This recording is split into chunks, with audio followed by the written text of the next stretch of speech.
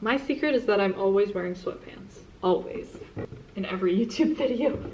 In the last video, we gently roasted some of the not so good cold pitches I've gotten. So in this video, let's give out a few gold stars to the best cold pitch I've ever gotten, as well as 2 cold pitches I've sent as a freelancer that have landed me real clients and made me real cash money and bonus. I also asked a few of my business owner friends to send me a few of the best cold pitches they've gotten as well. So basically, this video is going to be really fun. Alright, so first up, I'm putting myself on the chopping block with this cold pitch that I sent back in 2019 to a business owner who is super cool. She ended up actually becoming a client. So this cold pitch right here earned me a few $1,000s. So let's read this, and I'm nervous. I just watched your presentation with blank. So good. Just wanted to pop by and let you know you are a rainbow fish. I'm like 95% sure rainbow fish is a term she used in her presentation, so I didn't just randomly throw that in there for no reason. And then I sent this GIF, amazing, because I know you like GIFs, because she actually does really like GIFs. So that was my opener. And then 20 minutes later, I wrote, okay, so I ended that message like I was done writing, but I didn't realize that I would fall into your content and not be able to get back up until I expressed more of my fangirling. Everything you write, your blogs, your website pages, I'm like, yes, yes, yes. You are who I want to be when I grow up, or in 5 years, whatever comes first. Cringe. P.S. I love you, and I love your fluffy and a little chunky, but in the best way, cat. I don't know. Okay. I'll save judgments for later. Then she wrote back the next day, which is really exciting. Oh my gosh, Dea, this made my day. Glad you're here. Also, he looks chunky, but he's actually super thin. And I wrote back, oh my gosh. Thanks for responding. If you are ever hiring for your team or you just want someone to hang out with you, to laugh at all your jokes and rate them from 1 to 10, please message me so I can apply. I'm a project and content manager for online entrepreneurs professionally, and I'm good at that, sure, but I'm a proud pun connoisseur and queen of bad jokes at night. I'm super good at this. And you know what they say, 2 heads are better than pun. I'm sorry.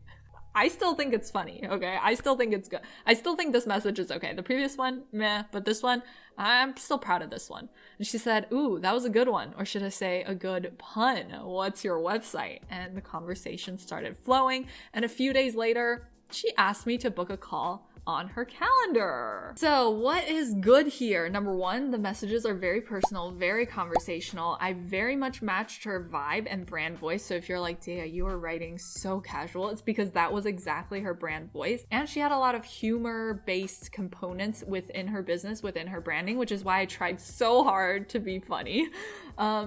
Another good thing, I obviously read her blog and did research. This was all like super genuine compliments because I truly do and did love her stuff when I read it. And I will say, I like how I transitioned into a mini pitch. I think it's like a super soft pitch. I think here, where I say like, if you are ever hiring, I would love to interview for it. I think that's a good soft way to get into it without being super formal. Like, I'm Dea and I manage businesses and here are my packages. I also like that I didn't make the sales part like an abrupt, awkward shift. Sometimes I get like kind compliments from people on Instagram or something, and then it awkwardly cuts into like a really hard sales pitch where it's kind of like, I love your videos, and I'm like, oh my gosh, thank you so much. And then they're like, my name is XYZ, I'm a video editor, and I love editing videos for YouTubers. I currently have monthly packages that range from $300 to $600, etc., etc. And I mean, it's fine. It just makes it seem like you only said something nice to transition into that hard pitch, kind of like you were ticking the boxes, right? So if you're uncomfortable with selling and sales, I get it. So you can try out a softer pitch instead of like a really hard sales pitch. You can always say like, if you are ever looking or if you are ever trying to interview, I would love to be that person to interview. What could be better in this pitch? So many things. Number 1, the fangirling. I will just note that it was very risky of me to fangirl the way that I did. I normally don't recommend fangirling of any kind because in my experience, it comes on too strong to most people. I only would do it if it matches the vibe of the person and the business, which in this case, luckily it did because she's wonderful and that was her like brand voice, very like just casual, conversational, friendly, but be careful with fangirling. And same goes for the style of brand voice. This would not work on a lot of businesses. So your pitch needs to match the brand voice of whoever you're pitching. Another thing I could have done better, I could have built a little bit more credibility. Like reading this back now, I'm kind of like, why me? Like, I'm not sure, honestly. I didn't share a portfolio or testimonials, so I could have done that, honestly. I would give myself a 7.5 out of 10 for this one. I mean, it did land me an amazing client that I'm still friends with now, so it's a winner by my books. All right, next up is a cold pitch that someone sent to me. It is honestly one of the best cold pitches I've ever gotten. I'm very excited to share this with you, and I got permission to share this. And this pitch would have worked in terms of me hiring this person if I needed help with copy at that time, but I was overhauling my marketing strategy at the time, so I needed to get that sorted first. But best believe I will remember this cold pitch and will whenever I do need help with this in the future. All right, here it is. So hey Day, I've been following you on Instagram for a while and I love your content. I'll be honest, being a DBM sounds like a lot of fun. I've never heard of this before. I came across your account, love how unique that is, blah, blah, blah. Anyway, I signed up to your email list about a month ago and have only gotten one email so far. Wah, wah, wah. Although I love the email itself and I love this little gentle roast. Like, it's such a gentle roast. I love it. So I'm curious if you write emails yourself and just don't have time to send more. More emails equals more sales. Okay, you're probably wondering who I am and why I'm sending you this email, right? My name is blank. You can find me on Instagram. I'm an email copywriter and marketer. I help service-based business owners make more money with clear conversational emails, and I would love to work with you. I haven't announced this yet, but I'm rolling out a no-brainer offer. If I don't increase your conversions in 90 days, you get your money back. This way you have nothing to lose but a lot to gain, etc., etc. So what is good here? So much is good, right? So much is good. Obviously, she did her research. She follows me on Instagram. She's on my email list and has been for a little while, at least, to see that I don't send that many emails to my email list. This is obviously personalized. She took the time to write this for me. She identified an issue in my business, me not sending very many emails, and tied it to my business goals and positioned herself to solve that problem for me. Winner, winner, tofu dinner, everything about this thing she did is so good, and I highly encourage it to you. And overall, this is also super clear, succinct, easy to skim, no long paragraphs, and at the end, I mean, what she pitches is a no-brainer offer, right? Like, honestly, it's just an amazing offer. Most business owners would jump on this. So if you can make a no-brainer offer to get your foot in the door with a client, do it. I mean, everything about this is great. What could be better? I mean, if I were to get picky, she could have attached her portfolio to this email or just hyperlinked it somewhere just to save one back and forth. But honestly, it wasn't a big deal. I mean, this is really a pitch at its peak, in its prime. Next up, here's a cold pitch one of my business friends sent me. She hired this person off of this cold pitch as well, so something good must be happening here. Hey, hope you're having an amazing 2015. Just wanted to reach out and offer my services to you and your amazing online world. Also, your blog rocks my world. I work as a VA for amazing business owners all over the world. I'm able to help with scheduling blog posts, social media updates, newsletters, do research, gather analytics, so much more. I'm basically up for anything you're ready to delegate. I'm a blank major in university, which means it's my second nature to proofread. I take extreme pride in having zero typos. I've experienced using MailChimp, live by Google Docs, and I'm proficient in doing tons of research and identifying what the significant and important pieces are from a world of virtual noise. I'm also doing work for a freelance writer this year, and I feel the experience I'm gaining from working with her would translate directly into the work I can do for you. What's good here? So many things. Good opener about the blog, right? Establishing that personal connection of I've done my research. This is also really conversationally written, which I really like. There are also great specifics and examples on what she can do for you. Examples are a great thing to give in a cold pitch because sometimes business owners have no clue what you can do for them. So don't make them think. Don't make them think about, okay, what could this person come and help me with? Give them some inspiration, give them some ideas of what they can immediately give away to you. So they're like, oh my gosh, I do want to get rid of that task. Perfect. This person is perfectly positioned to do so. I also love the credibility she sprinkled in by mentioning other clients, and I love to do this as well. I'll say something like, for example, for one of my other clients, I actually implemented a system that increased conversion rates by 2% or whatever. That's a good way to share an example of what you can do and build authority that you've done this before. So that's a really great tip as well for cold pitches. What could be better about this pitch? She could have attached samples or included a portfolio, but really not a huge deal either. All right, next up is another pitch I sent to a CEO this year, which was successful and fun because this person's really cool. So I sent this message via Instagram, then via Twitter when I realized they're way more active on Twitter. So here it is. Hi, reaching out here in case you check Twitter more than Instagram. I have binged your videos like a net case in the past week. Your content is A+++++.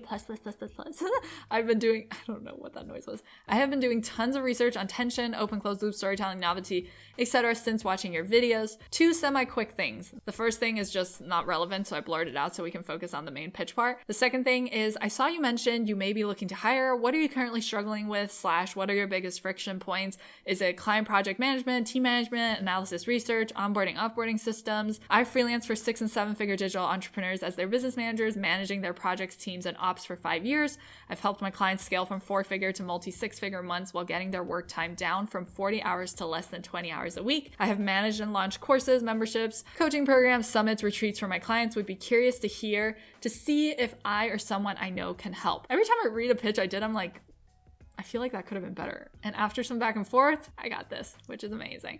So what's good here? I think my message was pretty personal, pretty conversational. I obviously watched this person's videos and did research. Like, this was, by the way, like, all of this was super genuine compliments. Like, to that point, I will say it's so much easier when pitching to go for people you already know and like, because you already know lots about them, and the compliments will actually come across way more genuine. So think about the people whose videos you watch, blogs you read, podcasts you listen to, newsletters you read, products you already buy and love. Those are the best first people to pitch when it comes to cold pitching. I think what else is good is I did do a sneaky little credibility build and slip in some metrics that I know business owners care about, which is increasing revenue and getting their time working down. It's also, I think, good to open up a conversation asking about what they're struggling with and giving ideas that they can pick from. Again, like, not just opening up a huge question of like, what are your problems, but like, what are some of the problems you're having? Could it be one of these things? You can kind of pick and choose. That's sometimes easier than just an open-ended question. And finally, what was really good here is that I followed up, because you can see that it took 10 days to get to the next step. And in between, I think I followed up once or twice, and I don't think it would have gotten to where it did if I hadn't followed up. So that's super, super important lesson here. What could be better with this pitch? Lots of stuff. I sent this on Twitter, and I have nothing going on Twitter, which was risky because he could have looked at my profile and that wouldn't have been very credible because I literally just did not use Twitter. So I recommend having a little going on via whichever platform you end up pitching with. I also think I could have divided up that massive ramble paragraph into something a little bit more readable. I probably could have made it more succinct as well. I feel like there are a lot of words there that maybe didn't have to be in there. So I would give myself like an 8 out of 10 for this one, but again, it landed me somebody that I think is really cool as a client, so I'm happy. All right, next up is another pitch that a business friend sent me. She said she loved this one because of the personality and specificity, so let's have a look. Subject line: quick question for female Batman. Hey, hope you don't mind me reaching out. I know these cold emails can be a little awkward, so before anything else, here's a picture of me to put a face behind the email. Not sure if it makes things more or less awkward, lol, but I try. Love that. I first heard about you and your brand while doing some research. I enjoy reading your site's copy. Your personality really shines through. To your point on why female Batman, you make a great case. Plus, let's be honest, the Dark Knight movies are the best, not even a contest, lol. Anyway, I realize this is out of the blue, but given your experience in the online space, I wanted to see if you'd be open to exploring a potential referral partnership. Blah, blah, blah. Here's just a snapshot of results we're able to get for the right clients. So what's good here? Good personalized subject line references something that this business owner mentions on her website, which is being the female Batman. I love that he included a picture. That might not work on some people, but I love it. I think it's a great way to make things more personal. This person obviously did some research. There are specific mentions of things that she has written about, and a point like, hey, I like the Dark Knight movies too, to be like, we're humans, we have things in common, right? And the overall email is very specific, clear, and includes metrics and results in that he attached that screenshot of results, right? So that's all good stuff. What could be better? Nothing major that I could spot. If you can spot something, you can let me know below. And last but not least, hi, this is Name. I hope you're doing well. I loved course name, and I'm still working on integrating everything I learned into my business and blog. It's so full of information that I have to keep referring to soak it all up. I am a virtual assistant, and I was on someone's Periscope tonight where you mentioned you're looking for help with your team. I wanted to touch base with you in case you're really looking to grow your team. Blah, blah, blah. If you're interested in learning more, you can see how I help my clients here, and feel free to ask how working with me has been, or I can refer you to some of my other clients to talk to if you'd prefer. Let me know any questions, etc. So what's good here? So many things. This is super personal, super specific, and mentions something that the business owner talked about during a live chat on Periscope, which shows that she was there and listening and paying attention. Such a good touch point with someone. This also mentions that she's a student in this person's course, which is always a huge perk for any business owner, as it shows you're familiar with their business and product. So if you're pitching somebody whose products you already know and use and love, mention that. Mention that. People love to hire people who are super familiar with their products and marketing already. What's also really amazing is that my business friend highlighted that this person included a list of potential services that were tailored to this business as ideas of what she could do for this business owner. That is so clever. This goes to the point I mentioned in the last video of adapting what you do to the person you're pitching to make your skill sets relevant to them, and not just I do these things and hopefully something here makes sense for you, but being like, this is what I do and this is how I can do this thing specifically for you and your business model and you and your problems and you and your goals, right? So good. What could be better? Nothing that I could really see. I think it was wonderful, and I got an excited response, so that's all you can really hope for in a pitch. So 6 amazing cold pitches and so many lessons pulled out from each of them. If you want to go back and take notes, I won't blame you. So this is the last episode of my 4-part cold pitching series. If you missed the first 3 episodes where I talked about how to actually write a good cold pitch step by step, how to find the right people to pitch, and what to do to get your pitches read and replied to, I'll link those 3 episodes below so you can go fill in the blanks if you'd like. As always, thanks so much for watching, and I'll catch you in the next one. Okay, bye!